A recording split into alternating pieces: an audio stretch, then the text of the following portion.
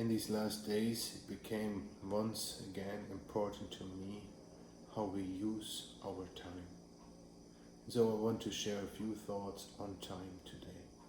And I'm going to read a verse from Ephesians chapter 5, verse 15 and 16. See therefore how you walk carefully, not as unwise, but as wise, redeeming the time, because the days are evil. Time is the most precious thing that we have on earth. Every second we spend is passed forever. You can't get time back, and this makes it so precious. Everybody knows that we have only a limited time here on earth, but nobody knows how long our time will be. The only one who knows our time is God.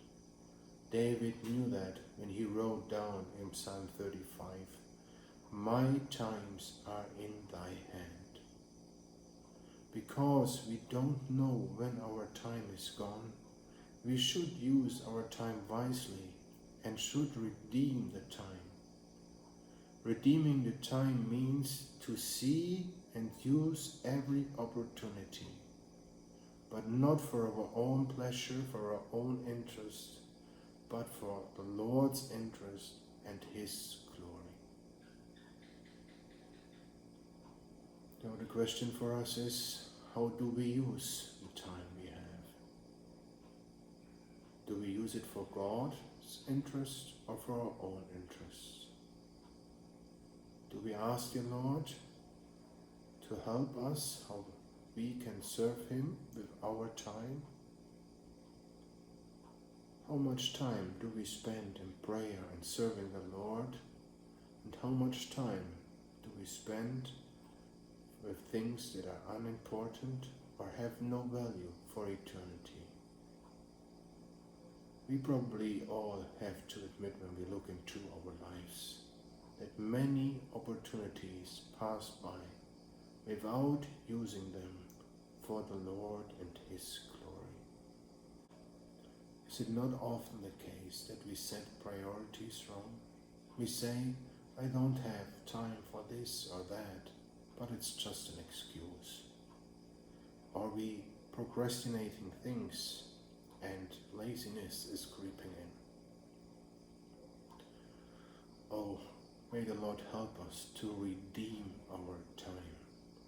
And may we examine ourselves if we really use the time for Him and His glory. I would like to close this session with another poem from Richard Smith. It is about the clock of life. The clock of life is wound but once, and no one has the power to tell just when the hands will stop, at late or early hour.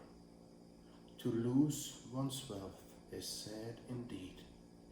To lose one's health is more. To lose one's soul is such a loss that no man can restore. The present only is our own. So live, love, toil with a will.